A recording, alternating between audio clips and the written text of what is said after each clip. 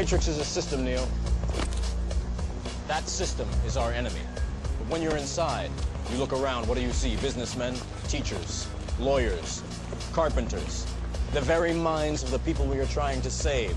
But until we do, these people are still a part of that system, and that makes them our enemy. You have to understand, most of these people are not ready to be unplugged. And many of them are so inert, so hopelessly dependent on the system, that they will fight to protect it. Were you listening to me, Neo? Or were you looking at the woman in the red dress? I was... Look again. Operator. I'm in. Keep moving. Now, so now we come on to, with the House of Reps and everything like that, and of course the technical language, I went through that. This is all what I have in my book. Now, what I like is the quote is, when a well-packaged web of lies has been sold gradually to the masses over generations, the truth will seem utterly preposterous and its speaker a raving lunatic. Dresden James. That's why a lot of people look at what I write and the Informer as raving lunatics. Nah, you can't do that. Right. B-Craft attacks us constantly. Well, we ain't Brits, and, well, all right, we ain't Brits, but we're controlled by them. Right. And just like in the case of, there's a couple cases, but I put it in the New History book about Templeton, and I told Templeton, I pled with her, don't argue that you're not, that you're a U.S. citizen, and I even sent her in my book, Which One Are You, for free, to get her to realize she was screwing herself. And what was this a case in? This was a tax case. Okay. Rachel Templeton in Minnesota. Okay. And just like in Slater, and the judge came out and said that she did not argue that she was not a U.S. citizen. Therefore, she was subject to the tax. It's right in the New History of America. Okay. I put the exact quote in there. Now, because of the way that, people have got to realize that ignorance is there's a quote by the fellow on ignorance, and it's really apropos. Darn it, it's by Thomas Paine, The Rights of Man. Mm-hmm. Let me read you his quote. Okay. Reason and ignorance, the opposites of each other, influence the great bulk of mankind. If either of these can be rendered sufficiently extensive in a country, the machinery of government goes easily on. Reason obeys itself, and ignorance submits to whatever is dictated to it. That means the people are so ignorant that they believe whatever is dictated to them. Sure, of course. Now, in the Bill of Rights, believe it or not, it only pertains to those people that wrote the con job for the crown. The people of America, they can't fathom this because the Supreme Court in John Barron stated the Bill of Rights does not now or ever has been applied to the common man on the streets in the states. The people don't realize this. They think, Constitution, let's start there. Again, restate. What about the Bill of Rights? We all cling to it. What's the deal with that? The Bill of Rights has its own preamble. It was not put into the Constitution. It has nothing to do with the Constitution. It is an amendment that has its own preamble, so it is not amended and tacked onto the Constitution as if it's in the body of the Constitution. What does it exist as then? The founding, the people that didn't want it, the states would not allow that to happen and wouldn't vote on it. In fact, North Carolina didn't until the Bill of Rights was added to it to supposedly protect the rights of the people. But all it did was to protect the rights not of the people in the states, nor the states. It only protected the people that wrote it and those 207 inhabitants in Washington, D.C. Now, the reason why the Congress could buy the bankrupt corporations called Washington City, Alexandria, Georgetown, and the District of Columbia in 1836 was due to the fact that the British Empire, the Crown, bought them. They gave the money to the Congress to buy those cities' bankruptcies. Now, where is the documentation for that transaction? Oh, it is in, I'll tell you where you can get it. Okay. See the report of the 24th Congress, First Session, House of Representatives number 269. It's 1836. It lays out to the penny the bankruptcy of each one of the corporations. They were corporations already. And the United States is a corporation, so it absorbed those other corporations when it bought their bankruptcy up. So in other words, when people laughingly or tongue-in-cheekly refer to us as a plantation, we are in fact a plantation. That's right, we're a plantation because the plantation is an organized society under the British rule. Okay. All right, now, if we can, and we're coming up on almost on the bottom of the hour, also, would you tell people how they can find out more about you and the books you have? Just go on ATG Press and look at the bottom of, click on the Informer and scroll all the way down to the bottom. You'll see the whole list of books that are there and what their prices are, and to send a blank U.S. postal money order, not any other kind. They had to correct it because I was getting so many postal money orders from 7-Eleven and all these other companies that there is none around here, and I couldn't cash them because I had no ID. I don't carry no ID. Okay, so you want money order. So it's U.S. postal money order only. They can write in everything but leave the pay to blank. And they keep the receipt because that's the only proof that they sent it. They sent it, right. And whenever I send the books out, they're always sent out with confirmation delivery on it. So I know that a couple times when I hadn't done this, and one time the guy says he never got the book, and I did a trace on it, and he got the book. But he just wanted to rip off another book. And one guy didn't like the fact that there was Red Horse stamp on it, which would prevent them from copying it. When they do copy it, it turns black. Yeah. Unless they want to go and spend a lot of dollars to copy the whole book in color, and then, it's not worth it because they're spending more for a copy than they are buying the book. No. So he sent the book back and he said he didn't want it. I said, okay. He could have made a copy. I don't know. I gave him his money back. All right. But the point's clear how they can do it. Yeah. Just follow the, and a lot of people, you talk about ignorance and dumb people.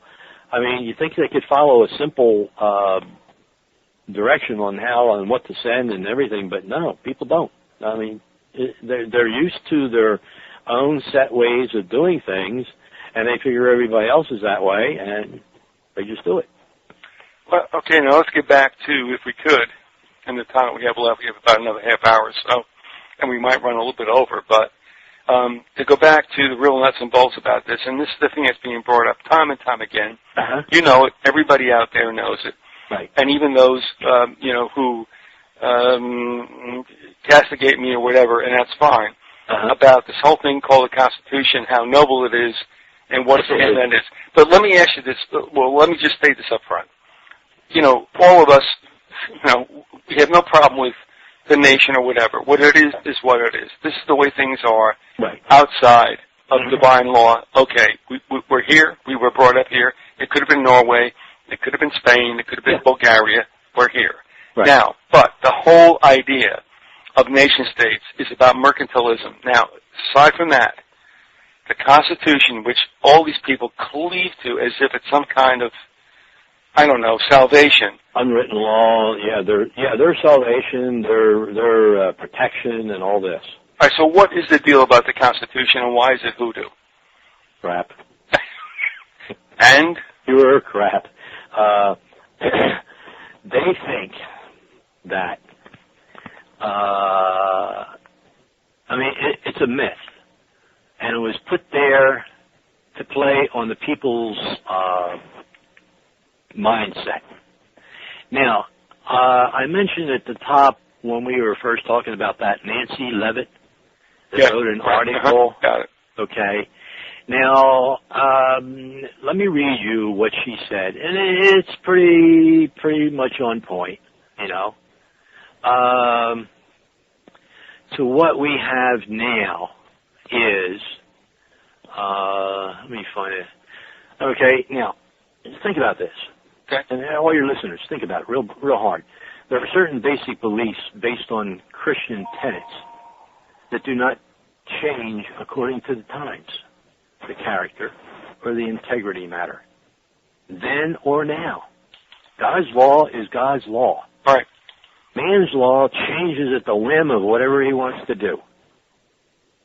Now, that's the solution, is go back to God's law, the natural law, but the misconduct, as we see today, continues, and the Supreme Court ports it, and it's like making a math problem, mistake. You make a mistake in the very beginning, and you continue on in the same order and the same error because you forgot that you made a mistake. You didn't know it. Honestly, you didn't know it.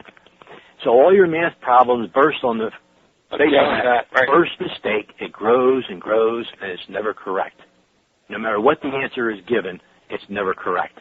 That's exactly what we have with the Constitution today. What you're saying is that but everybody acts because of that mistake and continues exponentially. And that's the myth that everything was divinely inspired by God-fearing people. These people were so afraid of God that they did what? They screwed the American people. They didn't care about God. They were worried about their money. That's all. Their property, their material things. That's why you'll never see me or any other researcher give a solution. There's so many avenues that you can go to.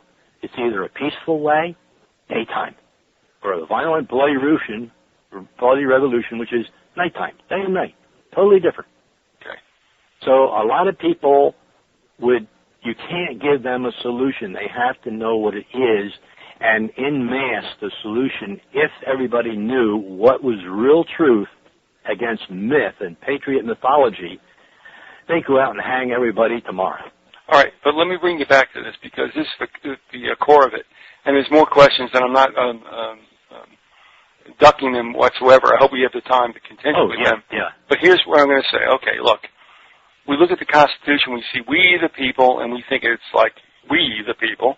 No, because people, and here again, ignorance plays right into it. English grammar.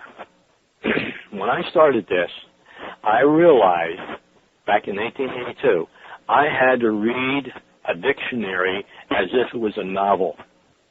And then when I found out that the Black's Law Dictionary and all other dictionaries are totally different than what the standard American dictionary was, I had to read that like a novel. All right, so let me stop you right there. So what you're telling us is what you found was that, and this is not a really big throw necessarily, is that the lexicon of the legal, quote, legal system is like night and day from what we, the little people, deal with.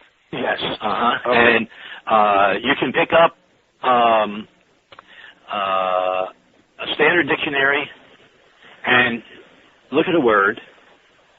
Now go to Black's Law Dictionary and look at a term. It's written in terms. It's not written in law. It's a special art of writing. Now, this person that I was talking about, Nancy Leavitt, quote, I tremble to listen to family and neighbors who comprehend nothing, but only regurgitate television news. I witness on a daily basis the unbearableness of individual isolation, ignorance, and powerlessness, which is the very antithesis of human potential. Now we all sit and wait for help from some magic economic source glowing from the TV light, which preaches nothing but moral and legal suppression to which we blindly submit. And our personal insignificance grows minute by minute as we give up self-management to strange new anonymous powers. An enormous and secret power over the whole of the country radiates from a television, and truth be told, our society is not in control of the very forces it has created. Right here, I read this and I says, she is still in a myth. Yeah, of course. These forces are, in fact, anonymous, secret, and very, very dark in nature. It is a sad day to finally fathom that we have all been dedicated and devoted to aims and desires that are not our own. She's on to it, but not quite. Completely. We have forwarded all secret and anonymous agenda that our Americanism has always been a subjective disguise. We are not, nor have ever been, constitutional individuals. I says, she's finally getting it. Not yet. We are our own real, inalienable slaves. We are only and ever social slaves. Now here's what the last sentence. We are cogs and servants to the very machine that we, the people, built. End quote. Yep. We never built it because like I said, in English grammar, you only capitalize the first word or a proper noun. Or a proper noun right. of something that you want to talk about. And you want to make sure that when you're talking about he, the man, like you talk about the Lord and you say in the next sentence, he, well, wait a minute, you capitalize, the reason why you capitalize he. H, yeah. Because you know that you're talking about the Lord, right. And only he said this, which goes on, and not some other he. Right. Now, in the 1788 Virginia debates, June the 3rd, the 4th, the 4th, 5th, and 7th, you'll read Patrick Henry, and he says, who gave you the authority to state we the people? And he quoted the P in people. Now, when you say the P in people, it means not the masses, because that would be small p. Right. It means the elite. It means the elite, the aristocracy, right. Those people that had the money that Tyler talked about. So therefore, we the people, the people with a capital P means only a certain select few people, not the mass of people. Right. Now,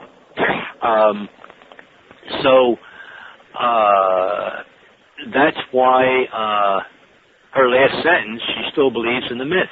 You can't break it. It's cognitive dissonance, which means that it is so far into the mind that it has a horrible time to assimilate it into the mind and throw off what has been believed for centuries.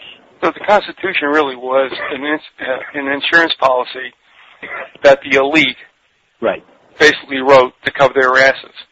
No, it was, they had to write it because it was dictated by the Crown. Okay. Now, let's put it this way. Are we saying with a gun to their head? Yeah, with a gun to the head. Okay. Now, if the Crown, it did not if, but the Crown wrote it, okay? Now, all right, why, if the people wrote it, the people wouldn't stand for it in the first place? But why didn't the Founding Fathers, who were supposedly divinely inspired and wrote this to protect all the people, not just the elite, that's what everybody believes, why didn't they say to the British Crown, look, screw you, you take your gold and you take your silver, we're not going to be bound by making gold and silver coins so you can control us better. We're going to write our own paper, we're going to bring in our own bank, and be gone with you. We don't want nothing to do with you. They didn't do that, did they? They just put right in verbatim what the Crown wanted, and dictated to them in 1751. Okay. So right there, it is a sub-corporation of the Crown, fully operating as if it's the Crown Right. in this country today, and it is the Crown that has put and installed the Federal Reserve, which is part of the Crown. They were part of the first bank, part of the second bank, and in the Wildcat strikes and everything on all the banks in 1835 to 1841 before Tyler took over, and he was a Whig, and he was against the bank, the National Bank, because he said it would cause so much problems, which it did, that they eliminated the first sub-treasury of the United States that was ever put into place by the president before him, and that became null and void until 1846 when they lost the office, and they reinstituted the sub-treasury, and it dealt in total specie, which meant gold and silver, to back whatever they put in paper in U.S. notes. What I want to do, too, is pick it up a bit because, again, you explain a lot of this on the site and also with the books you've written, and that's the reason why you've written them. Yes. What I want to do is kind of skate across the thin ice of the new day, only to let people know that, yeah, if they think they're being hoodooed, guess what? You're being hoodooed. Oh, yeah, they are, big All time. right, so now we hear all this stuff, and you know it, and we've exchanged emails, and most folks that are in here right now understand it also, and it's like, oh, my God, why can't we get the Constitution back? We need this, we need that. The Constitution, okay, and I know we touched upon this a little bit before. Yeah. But it's a fraud. But how does it still continue to be a fraud? The founding fathers are long gone. Right. Who is that? Who or what is that Constitution protecting at this very day? Those in power and the banking cartel, because did any of those in the bailout and Wall Street and all the banking and Freddie Mae and all them, were they ever prosecuted? No. No. Well, there's your protection right there. But I mean, are we looking at the Constitution as it was with the founding fathers, giving them protection against, basically the masses? Are we looking at those same protections for those idiots, who are presiding in Congress? Yeah, because they could care less about us. Remember, they are representing not the people. When you go to vote and everybody jumps up and down and screams and yells and goes crazy, they are not voting for anybody. They are putting into office, they think they are, representatives, but those representatives don't represent them, because if you read Lysander Spooner, you can very well see that I go down and I vote for a guy in the Congress in here in North Carolina, say you live in here too, and you go down and vote for him. And we have divergent positions. You want something, I don't. How's he going to represent us? He can't. It's an impossibility. Well, it would mean, okay. He represents the corporation because he is installed as a corporate officer, the board of directors. But I mean, in the perfect world, he would fathom what his constituency wants. And they would tell him what they want. Yes. And he would go back and represent them, but it doesn't work like that. No, it don't work like that. Because the corporations have hooked these guys, and they're all prostitutes. Yes, they are. Now, here's one thing that I'm going to read you right from The Jurisdiction and the Choice of Law. This is by Robertson on Admiralty. And this book is not put in print. It was printed, and immediately after it was printed, it was banned. They could not print the book anymore. In the first place, Congress did not, in the Judiciary Act of 1789, create special courts such as admiralty or bankruptcy courts, with a jurisdiction limited to such matters. The admiralty jurisdiction was vested in the federal district courts. Still, by far, the most important jurisdiction vested in those courts was the admiralty and maritime jurisdiction, and speaking colloquially, they were our admiralty courts. The federal district court were, in this sense, separate courts of admiralty and later of bankruptcy until 1911, when the circuit courts and district courts were merged. Now, why did they have, in 1789, to bring in the admiralty jurisdiction? Well, how is the Crown going to control everything over here if it isn't under admiralty jurisdiction? They can't. It's an impossibility. So you're saying that the federal courts are all under admiralty? Oh, all of them, yes. Any argument that cases of admiralty and maritime jurisdiction constitute a specialized subject appropriate for determination of a separate and expert tribunal is drastically weakened by the presence of the right on the part of the plaintiffs in almost all such cases to pursue the course of action at their option in state courts or in federal diversity courts. Do you know that federal diversity courts that you can only use in federal diversity state law? He puts it right in here. All right, Right in state law. You must use the Federal Rules of Civil Procedure in 1966, unified all laws under Federal Rules of Civil Procedure, and will furnish the necessary impetus for such rethinking of the problem. Are you saying then that state courts operate under federal law? Yes, they do. They're all federal territories. The maritime claimant nowadays file a civil action in the civil court, federal court. All right, let me ask you this, too, because we throw a lot of things around, and let's clarify it right now. We talk about courts being equity courts. We talk about it being admiralty. We talk about maritime. What's the difference, if there's anything? And let's clarify that right now, because it does get a little bit foggy. A little touchy, yeah. They're all the same. Okay? The body of this principle, that's under the Unification Act of 1966. They merged everything all together. Admiralty rules, federal rules of civil procedure, everything. All right, where is that to be found? Title 28. And where would that be, in U.S. codes or? Yeah, that's the very beginning. Read the very beginning opening pages, the introductory, as you would say, okay, in Title 28. Everything there is admiralty, maritime jurisdiction. Everything. All right, so what should people ask for if they're looking for what you're imparting to us right now?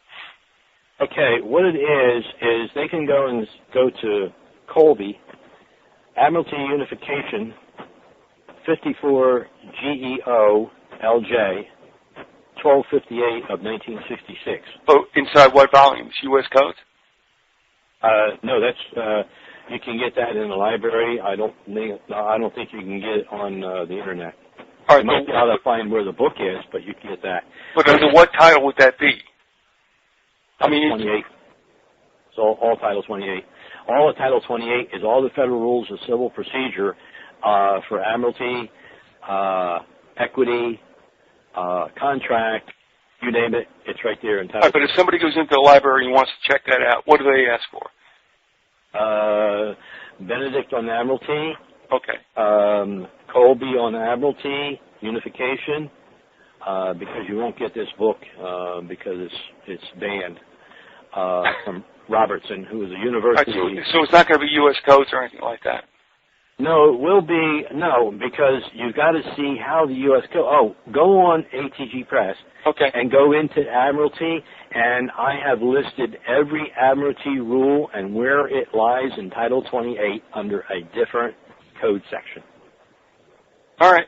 In other words, it'll take Admiralty Rule 30, and it'll be applied to Federal Rules of Civil Procedure, Section 14. I'm just off the top of my head thinking of that. But the reason I'm saying this is because at least if you get people going in that direction, yeah. and they can't turn around and say, okay, this is just hoodoo. The thing is, go take a look yourself. If you're that concerned, go do it, as I did and others have. Yes. But, I mean, they've got to take a look and say, look, you're not the one who has concocted this stuff. You're a conduit through which information passes, and it's going to be all lost in time. Right. All right. Now, he puts in here on different pages.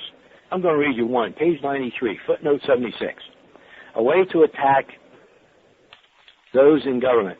The terms of their master's contract, assuming you use the argument of the people of America, which is the Constitution and laws thereof, we have a personam action that are bound by the Constitution by oath. They are, not you. And if no oath in fact, they are liable for fraud by omission and impersonation of an officer under the Constitution. The Constitution is a contract made on land, not by you, by the states.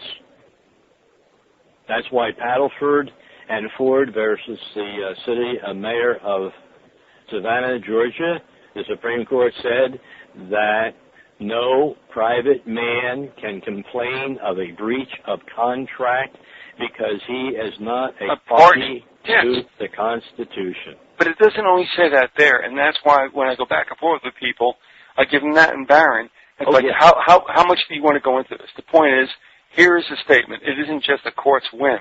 Right. This is the way things are, yeah. And everybody overlooks it. And the thing is, don't you understand? Okay, now this is they don't understand it because they don't have the education to understand something at a 15 to 18-year grade level. Most people in American today, by the Writers Guild, and I have a woman who is going over this book, and she is a teacher of English of adults in remedial training. And she is writing a book herself. And I told her, I said, this has got to be written at a 4th grade level because that's all people understand today. And she said, tell me about it. She says, I was shocked when I started teaching adults that they could not understand 8th grade level reading. All right, but there's another thing also afoot here, and that is there are people who... They can read it, but they can't comprehend what the words are telling them. Well, okay, now, let me just do a little pontification here, and I want to get out of here as fast as possible because it's not about me. But here's 2 things that are going on here. We have a patriot community, which I think we would consider ourselves part of, or alternative news. That's fine. But within that group, the ones who supposedly get it are clinging, and this is the reason why we do these shows, to the fact that the Constitution is going to be reinforced, we're going to get it back, blah, blah, blah. And the thing is, the whole deal has been skewed against us from day one. Now, be that as it may, I think what you're dealing with more than a low reading level is cognitive dissonance. Right. And let's face it, and I can understand it. God, I can understand it. I couldn't believe that I was reading, and I had no one to help me. I couldn't believe that I was a non-resident alien in tax law.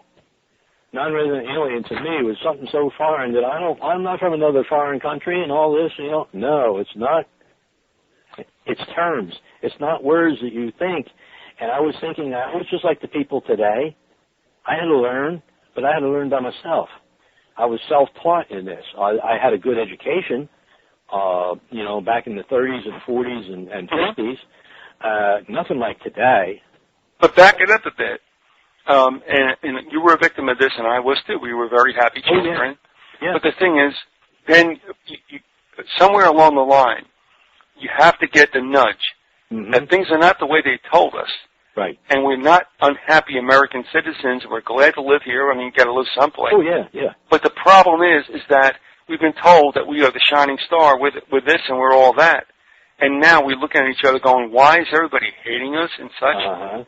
And the other thing is, people, and of course the Patriot community is asking, left and right now, I would like to direct the rest of the time we have together with the fact that they're going, they can't figure out why the supposed constitutional protections are being revoked or not enforced. And my point to them all is because we never had them. No. You can't have something you never had. That's right. And the fact we're under conquest since 1861 when Lincoln instituted himself 12 Stat 319 and told Congress to institute it, just like Roosevelt was told by the Federal Reserve when they wrote the, are you there? Yeah, I'm here. Oh, you sounded like it was quiet. Oh, no, I'm listening. Roosevelt, the Federal Reserve wrote the Trading with the Enemy Act Amendment to the Real Trading of the Enemy Act in 1917 and presented it to Hoover at 1 o'clock in the morning on the 20, I can't remember what day it was. It was in March. And he says, no, it's unconstitutional because the Federal Reserve wrote it now, and they made the American people the enemy of the banking cartel. Not the enemy of the state. It was already the enemy of the state. Schroeder did a good work, but he said that's when we made the enemy. No, we're made the enemy in 12 Stat 319. We're now made the enemy of the banking cartel to protect them for the run on the banks. All right, so how many enemies do we face? The banking and the government institutions? In other words, we're the enemy of the state under 12 Stat 319, which was never repealed. You can find it in War Powers when you go to Title 50. When you go to Title 28, look under Section 2461 to 2465. That's when the IRS seizes property and takes estates and all this.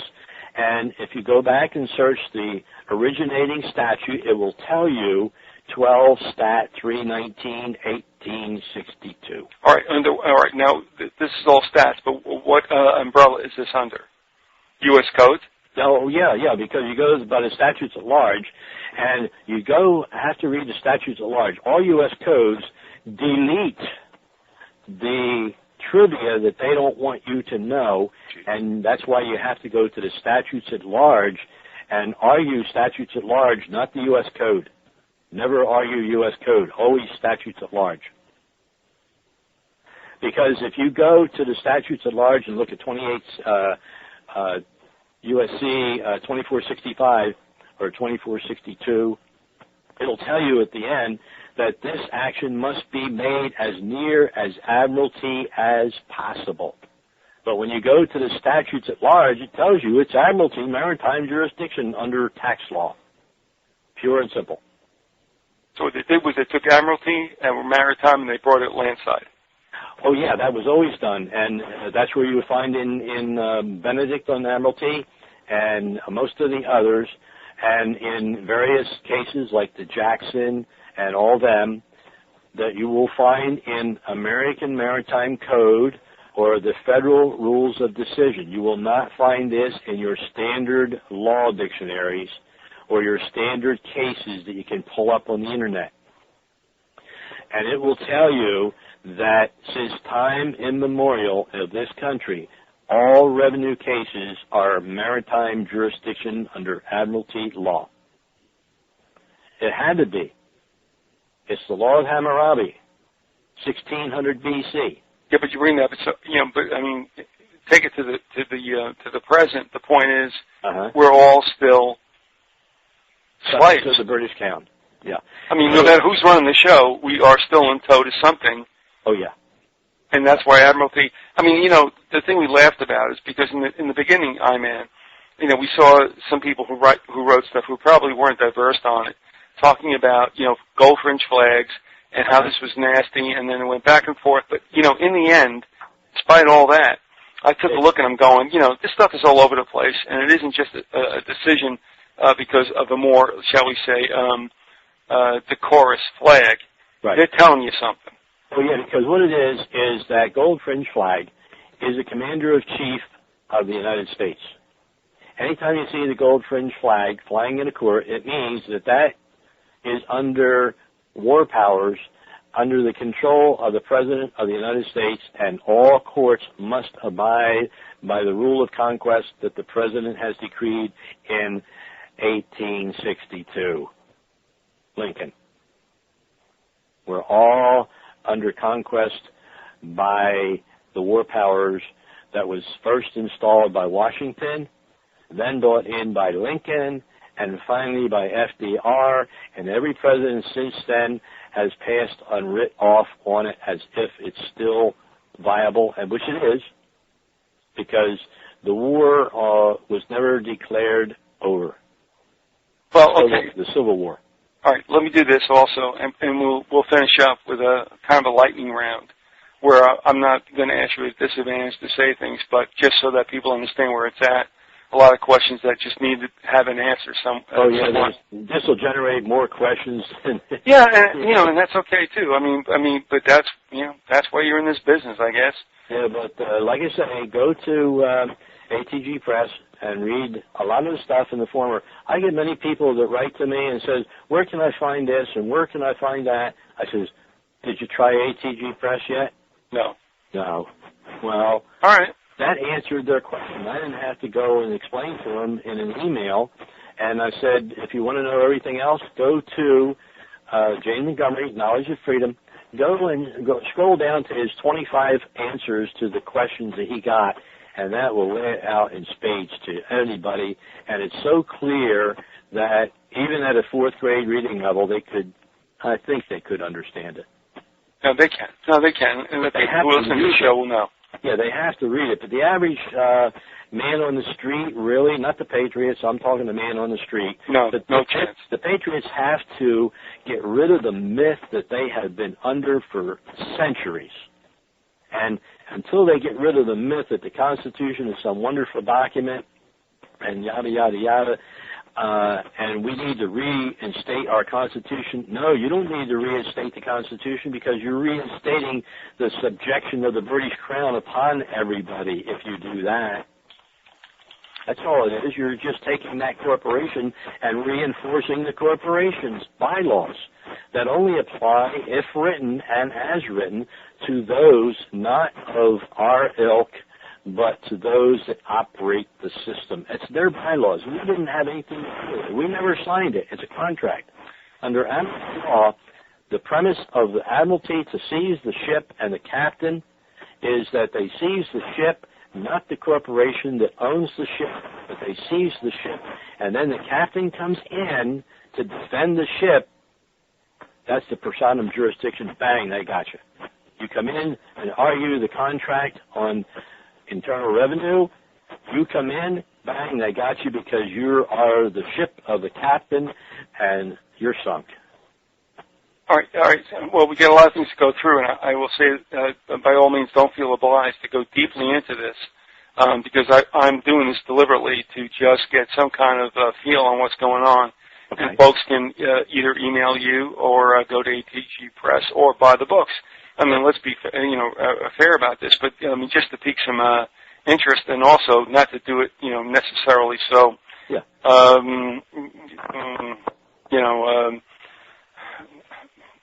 Not to do this to bring this kind of attention to us. Uh-huh. But let's face it. I mean, you've done the work. I mean, we do things. We are not commercial in our enterprise, but in a way also. I mean, come on, folks, give us a break. I won't say anything more about it. Now, here's where we're going to go with this. The Constitution. Let me read you one thing before. Sure. This is from George Washington, May 1775. Exact quote from Washington. If you ever hear of me joining in any such measure as separation from Great Britain, you have my leave to set me down for everything wicked. He also said, it is not wish or interest of the government, that means Massachusetts, or any other upon this continent, separately or collectively, to set up for independence, end of quote. And you know where you can get that? Ingersoll's North American Law Review, number 2, August 1892, page 183. And it's also quoted in the Sources of the Constitution of the United States by Ellis Stevens, 1927, page 36. All right, let me do this. The Constitution, the Founding Fathers are long since dead. Who does it protect now? Only those in power like Bush, the congressmen, and the senators, and the upper echelon who never go to jail. Those who reside and preside in the District of Columbia. That's right. All right. Now, when you look at the amendments, and a lot of the amendments look like they're directed toward we the little people because we had prohibition and prohibition rescinded and all this stuff. So what do we do when we say that there is no constitutional protections for we the little people, and yet we see these amendments pop up? How does that translate? That's the fraud that they use. They throw a bone to the people, and every once in a while they'll allow some win that is nondescript, that ain't going to bother their or upset their operation, so they allow a win. That's all. All right. So although those amendments did hold sway, I'm just picking these out because they did. Oh, okay. Well, how they put those amendments in there is through the 14th Amendment. That's all. And under due process clause. And the due process clause by Felix Frankfurter says it's a matter of transcendental nonsense. Okay. Means nothing. All right. So although we see that. Yeah, it's only the due process that they will allow one to have. All right. So they can still enforce that because, like you said, it's allowed to have to be. Right. To be. Yes. Okay, and one of the things I bring up also is that it's interesting that Padilla, no matter what you think about him, was a U.S. citizen who was drugged forever had no habeas corpus, and it was like, well, what happened there? But nobody cared because he was supposed to be a rat ass. Right. But it's like, well, no, he was supposedly given the right to due process, but here we have an example of if we don't want to give it to him, he don't get it. Uh-huh. Oh, Is that true? Because it's a privilege. It's not a right, and privileges can be extended and retracted. At will. And we, the people, the little people, do not have rights. No, that's right. Same way with Social Security. They can retract that anytime they want. They can wipe out Social Security tomorrow. You have no rights to it. You have no contract rights to it. You have no insurance rights to it. You have nothing. And I think they've already done that. Yeah, they will be pretty soon because, was it you that said it about the pension plans? That they're going to be wiped out very shortly? Yeah. Yeah. Yeah. I mean, that comes from a global situation. I am not the first source. Yeah. But, I mean, obviously we're looking at something very, very trepidous. Also, let me ask you this, too. I'm looking at this also. All right, we talked about the amendments. Let's get down to the bullet points, and that is, we don't see this in our history books. This seems to be the province of those who would consider us conspiracy theorists and tinfoil hat wearers. Yeah. But did, in fact, the United States government go where to declare its bankruptcy in 1932? Well, the average person thinks it was bankrupt in 1932, but if they go on to ATG Press and pick out the Geneva Convention rules and the books, which I put, and I did get them, okay, they're not in a set of books. They are in a set of telegrams and letters back and forth between the dignitaries, and they never went bankrupt because even in one point in one of my books, you can read it on ATG Press, Firestone actually paid for a country's debt to the United States. Are we talking about the corporate tire guy? Yeah, Firestone. And he came in and did what? He wiped out a country's debt? Yeah. I mean, he's a good guy, right? Oh, yeah, well, he bought and he turned it over to the United States for his tire company and for his business. You know, it's one hand washes the other. Why do you think that the United States went over in Vietnam and tried to destroy that country? Why? Because what happened in 1933 or 29, 30, 31 is Firestone had rubber plantations over there. In Southeast Asia. That's why Vietnam War was fought over the rubber plantation, and France told the United States, don't get involved, they won't win. But they had to go over there to protect the rubber plantations because tires are made by Buna and natural rubber. If you don't have the natural rubber, you won't have a tire that will last. I mean, have you ever seen the documentary Hearts and Minds? No. Well, there's that what you just said, because at that time, the ambassador from France went to what was called at that time Indonesia. Right. Actually, I mean, in this vintage documentary, looks winsomely into the camera and said, Dulles offered us not one, but 2 atom bombs to take care of the situation. Right. And he just looks and he goes, not one, but 2. Uh-huh. And of course, then it goes on. I mean, so here you have a situation, like you said. I mean, it's all about money. It's all about corporations. Yeah, that's what it is. That's why we're in the bailout, what we're in. And everybody says, oh, yeah, I didn't want the bailout. I didn't want the bailout for the $700 million. Let them all go belly up. So what? All right.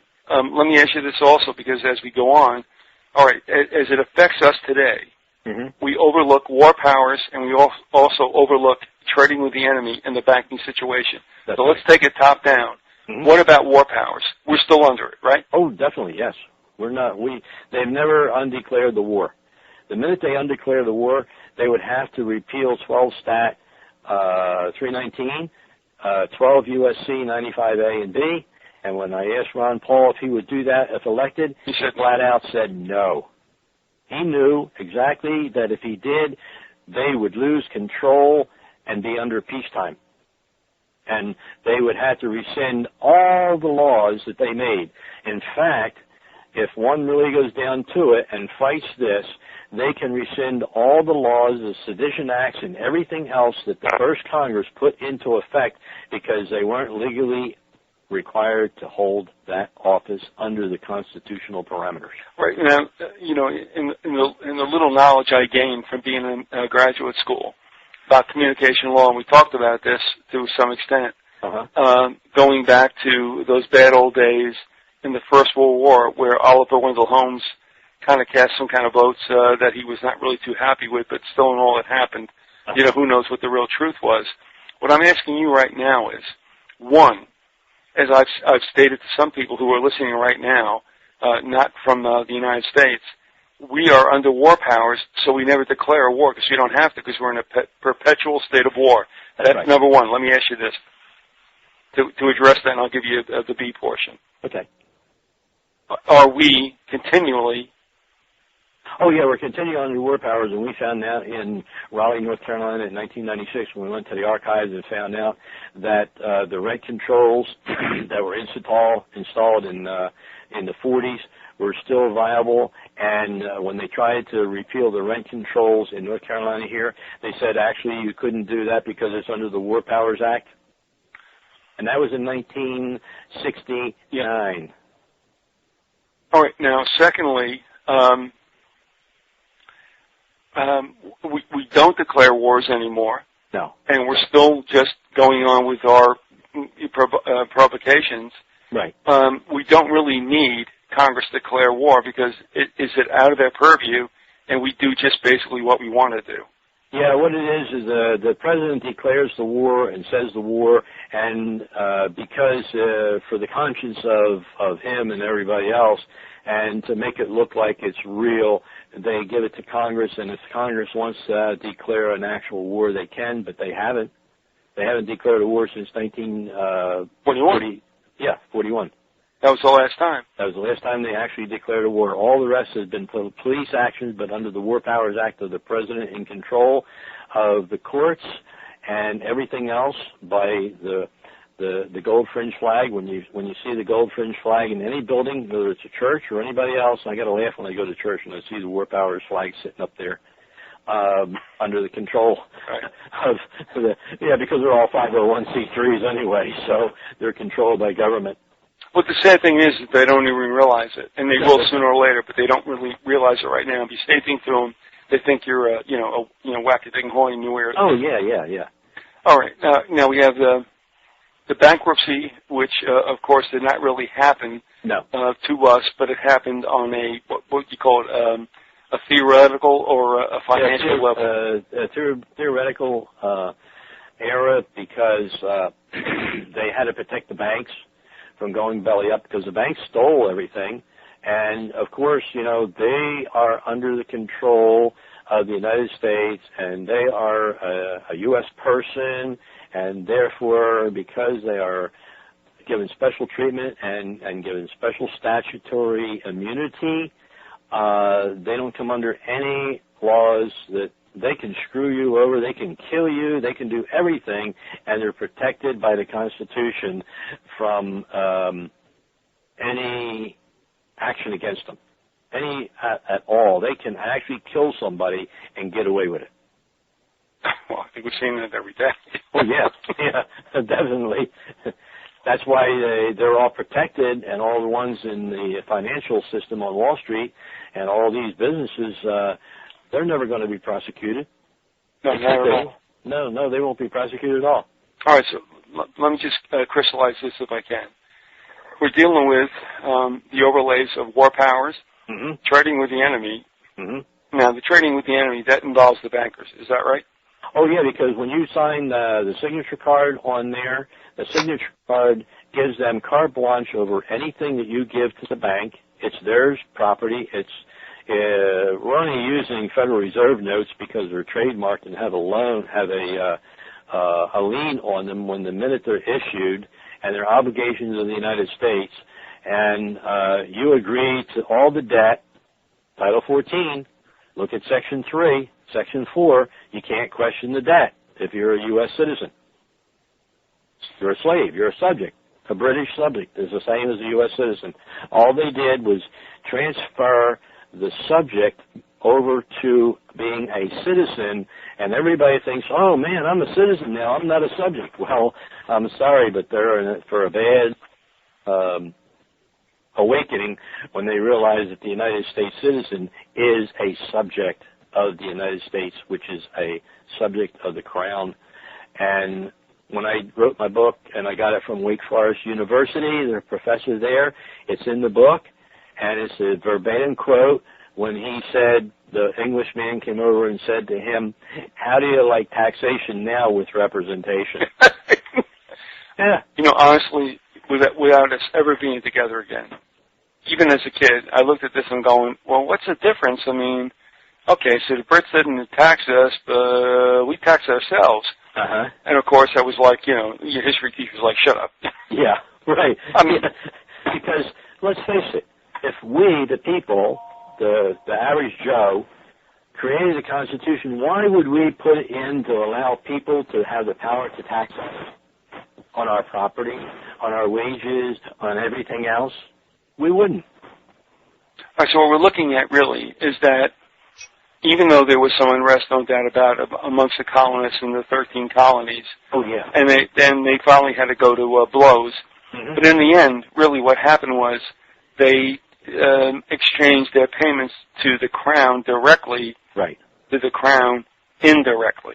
Yeah, because that's why on your IMF it has on the blocking code 300, and you read that, and it's a tax treaty, and it goes to 26 U.S.C. 1426, and that is the debt to the Crown that is owed the United States, that you, as a taxpayer of the associated membership by being a U.S. citizen, that you're subject and liable to the income tax. Because the Federal Reserve is only collecting through the private IRS corporation, which is private, and in fact I have a letter to GAO, and they finally did their audit of them and admitted that they were a foreign corporation, so I picked up on it from Walter Van Buren when he sent it to me, and I wrote to the GAO and I asked specifically what foreign country was the IRS chartered in, because I wrote to 2 states and asked for the charter and asked if they were allowed to do business in the state of Nevada and the state of North Carolina, and the Secretary of State sent back from both states a sealed document saying the IRS is not authorized to do any business in this state. All right, now, this is going to send some head spinning, and I understand that. I know there's some wars that are very hard to win. But what I want to ask you as we leave the situation for at least this time, and let's be frank. I mean, and you've always been like that, so there's no problem here. I take a look at what's happening now, and I'll just tell you today, Lady Biz and I were biking, and I looked at her, and because I've gotten some information, I'm sure you've gotten it too about what's going on globally. Mm-hmm. Now I'll just say this statement, and you deal with it the way you want to. Strike me down, that's fine. I don't care. The people need to listen to the truth.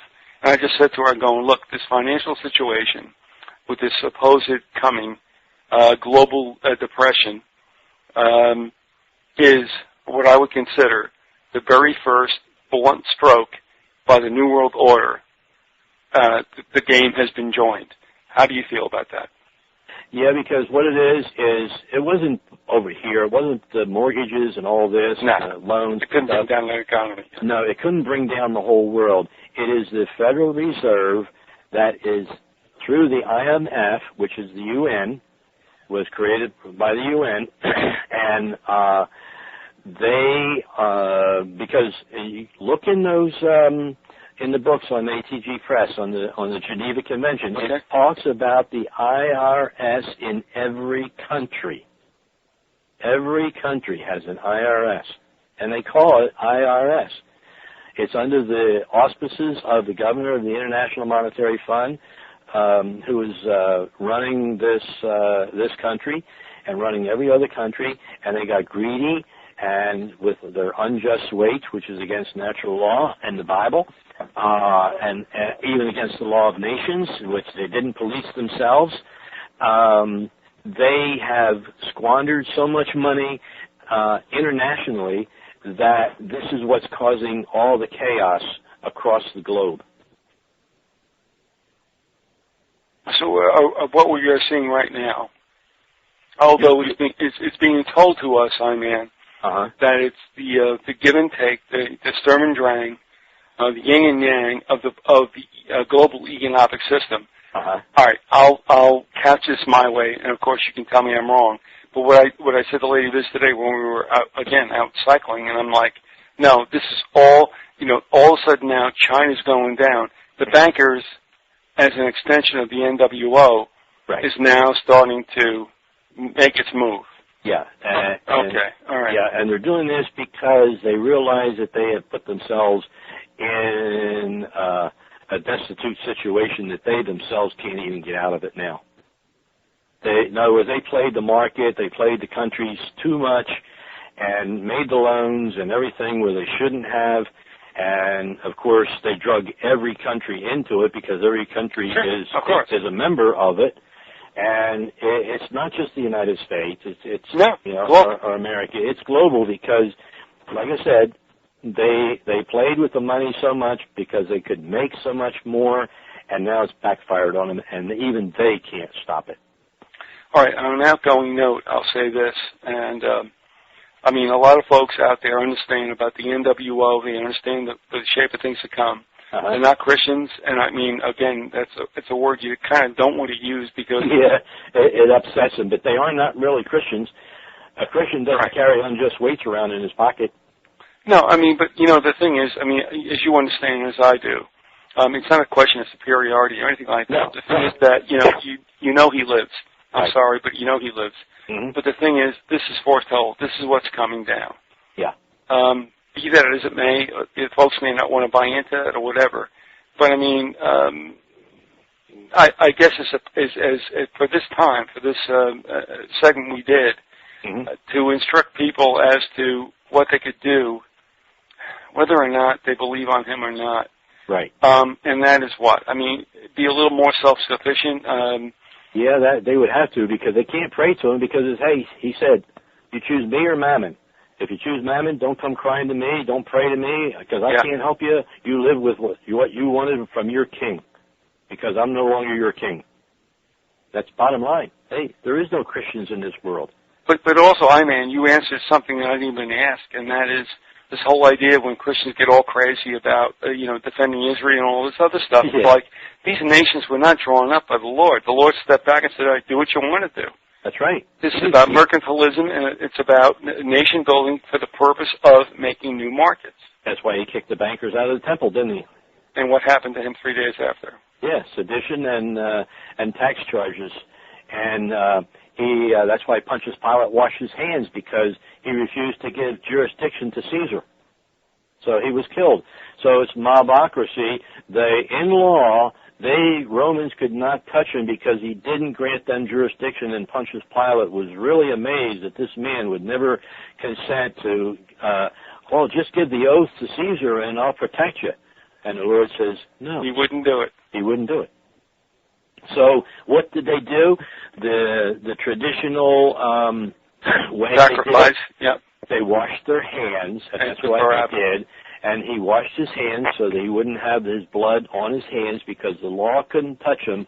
So they turned him over to the mob, which is today's American ignorant person who doesn't want us to tell him that the Constitution is not his God and it ain't going to protect them and yada, yada, yada. And we wrote that Constitution, and by golly, that's my Constitution, and I'm going to live by it. Well, they're living by it. We've gone almost 2.5 hours, and I thank you, Iron Man, for going over. Folks, you've been very communicative with the things that are in the chat room, and we're going to have more without a doubt.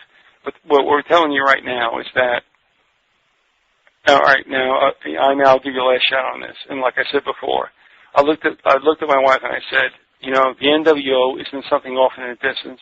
It's not something here. We're talking about. It's here. It just kicked us in the balls. Excuse my phraseology. I know. But and now the game has been joined, is it not? Mm-hmm. That's right. All right. Again, before we go, can you tell folks how they can hit your website and the books and what kind of deal that might be if they're listening to the show? Yeah, okay. If they write in and they put, what's your grassy knoll? Is that what you go by? Yeah, grassy knoll will do it. Yep. If they order the book and put grassy knoll, write grassy knoll on the order, somewhere, letter, whatever. Okay. And they'll get which one are you for 45, the Big Lie for 45, and the New History for 25, and that includes shipping. The books are normally 58, 58, and 32. All right. That'll only last until February the 1st. All right, that's cool. That's fine. And I can't absorb any more loss. No, that's okay. I mean, but let's hope that. Let's hope you get hit like crazy. That would be great. So yeah, that would be great. I had to go down to the printer and have them print some more because I was selling I was selling so little that I had to make a deal with him that he wouldn't print any more books until I wanted them, and then it would be by special order. Okay. So if they order it and I don't have it, I'm going to have to go down to the printer and say, hey, print me up 1 or 2 or 3 or 4 books or however many, and they're just going to have to wait until he gets them printed, and then I can send them out. But they will go out.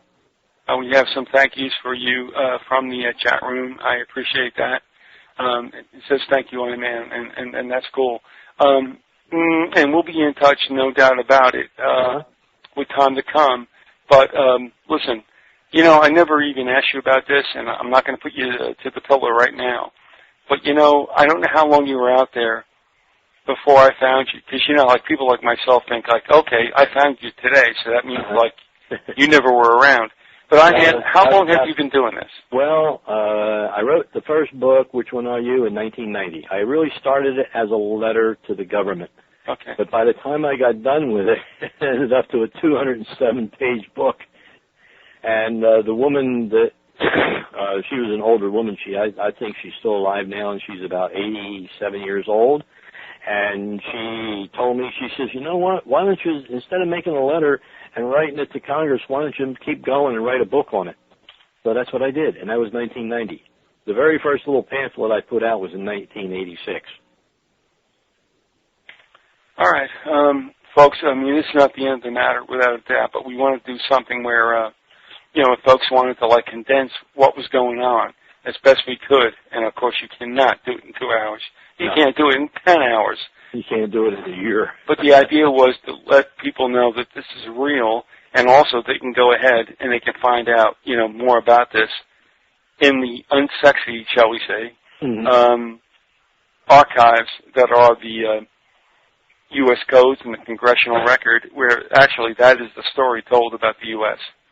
Yeah, the best place is go to their state archive building in the Capitol and go back to the old dates on it and specifically look for 1931, 1933, more powers when it came into effect, and get the presidential papers or the governor's papers and read the governor's papers, and then highlight what you want and go up to the archivist and tell him, I want you to pull these documents, and you got them all little tags, so he goes up to the page number and he knows right where to go to get them, and then he brings them back to you. And then if you have to go further, go to the session laws of the Congress of that state. All right, and I'm going to ask you this one more time because I see it all popping up, and I'm not going to answer it. I want you to.